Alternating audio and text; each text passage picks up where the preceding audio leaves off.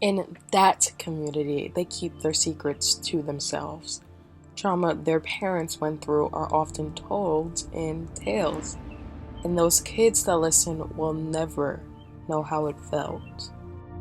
So why is it that the clean slate those kids had built were erased by their parents' pent-up guilt? Their guardian's job to keep them safe and warm ended up as exposure previews to all harm, yelling in the bedrooms loud as can be, scars on their face for all to see. Sexual assault brought straight into the home from those adult friends thought to be safe alone, with ACE scores multiplying and no bail. That's the only multiplication kids want to fail. Unfortunately, with failing comes a brutal consequence. Even the smell of leather makes those kids wince.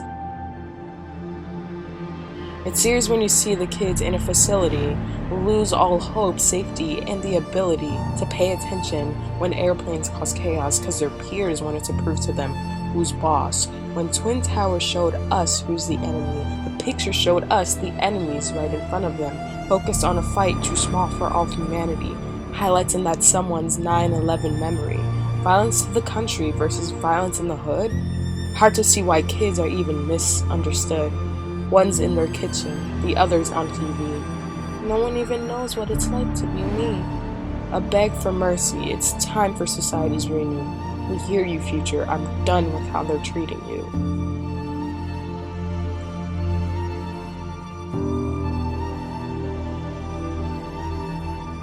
Fast forward to today, there's COVID-19 now. Let's assess if we've changed, and if we did, then how? Virtual learning all year, they were stuck in their bedrooms. How could that possibly have added to the future's outcomes? Well, in class, some kids slept and some kids couldn't because of their stress response heightened to what's their new current. Poor kids stressed because of poor connection while subtly hearing gunshots in the corner store next to them. Their toxic environment, their families non-stop arguing. This negatively affects how the young kids can be grown. No buffer, no break from the consistent exposure, no friends to talk to so their mind can gain closure, no lunch break where they can leave the house just for a second, no getting away from a year-long toxic stressor. So, did society change? No, we got worse. Words I'm sad to say, saying it just hurts. I empathize for those with high ACE scores and all the trouble one of them might endure. Our future needs better. They are innocent young children. Why should I have to ask where society's compassion to those kids in that neighborhood? Look at your reflection. Do you see us? Because we see you.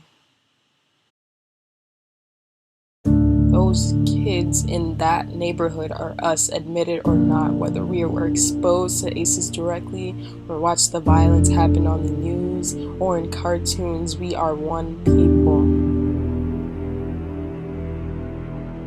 And your neighbor's pain, your cousin's pain, your friend's pain, your children's pain is our pain.